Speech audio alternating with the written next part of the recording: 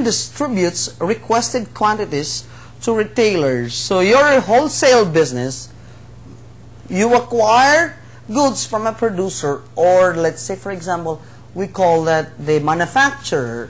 So it's one big bulk. It's wholesale. And you distribute that to different retailers. We call that a wholesale business.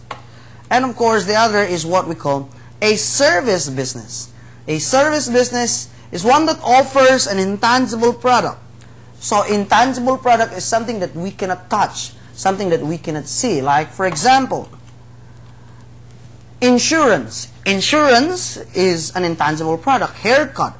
We cannot use haircut, but haircuts of, for example, parlors or let's say a barber shop is a service business. Consultant services, construction, financial services, and of course our very own the AMA education system, which go into the academic business or academic services. And that is a service business. We are into a servicing institution. And of course, the last but not the least is what we call a manufacturing business that produces a product. So these are the types of business that we can actually put up. But this is actually in relation to the livelihood project that we are actually planning to do. So in other words, we just have to connect what we have explained today, discussed today, to the livelihood project that we are planning.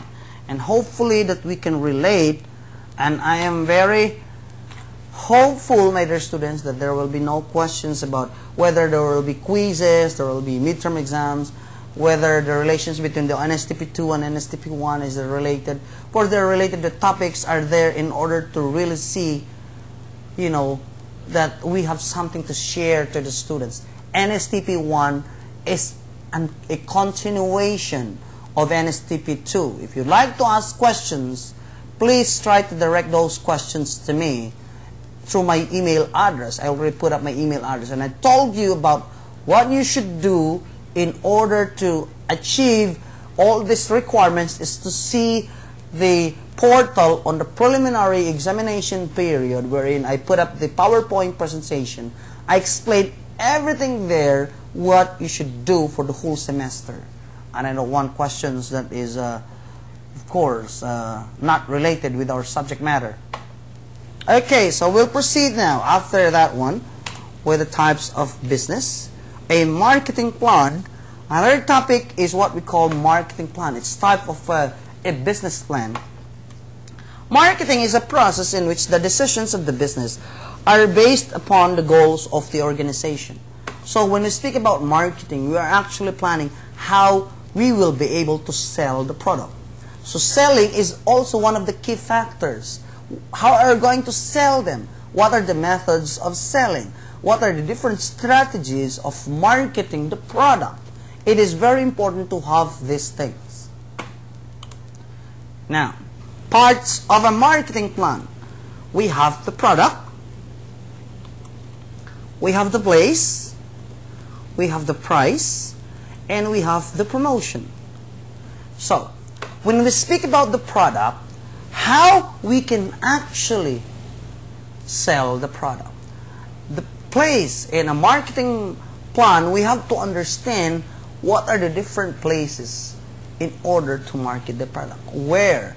The prices, for example, it's also important to understand the prices as well as promotion. Promotion is that how we're going to promote in order that these products will be saleable, or that we can, that the participants or the market will be able to buy our product. We should have a product, a place, a price, and promotion. These are the four basic components of a marketing plan. Now let's proceed. A product, by the way, is the goal or the goods or the services offered by the business. That is a product.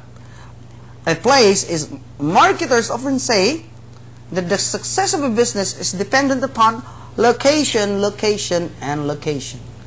It's important. Prices. The prices, in a pricing structure, it must be developed that includes specific goals and reflects the policies of a business. There are certain policies that we follow, but of course the price is always according to what the the goal and the policies of an institution, for example.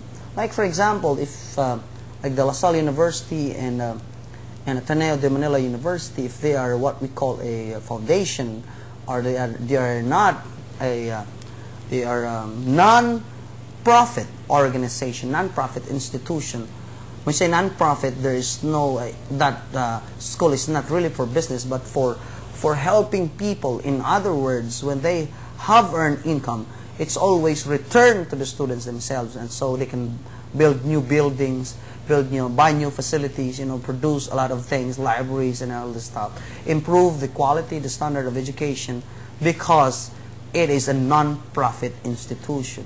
So it has to be done according to the goals and objectives of a certain institution. If it is, let's say, for example, towards helping young people, like livelihood project, no, the prices should not be as high as those who are actually selling this kind of products, because your intention, your goal is really to help the needy.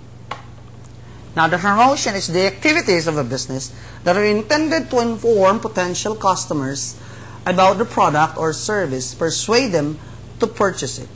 So these are all activities in order to promote that to the customers, potential customers, and how we can persuade them in order to buy or purchase our products. That's how we do it in order to achieve a marketing plan. So basically, this is how we do it, guys. These are the things that we need to know. Let us check. Excuse me.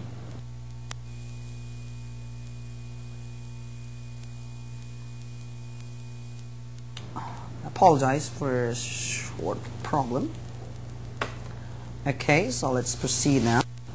Now, we have, after the marketing plan, we have also to include the management plan.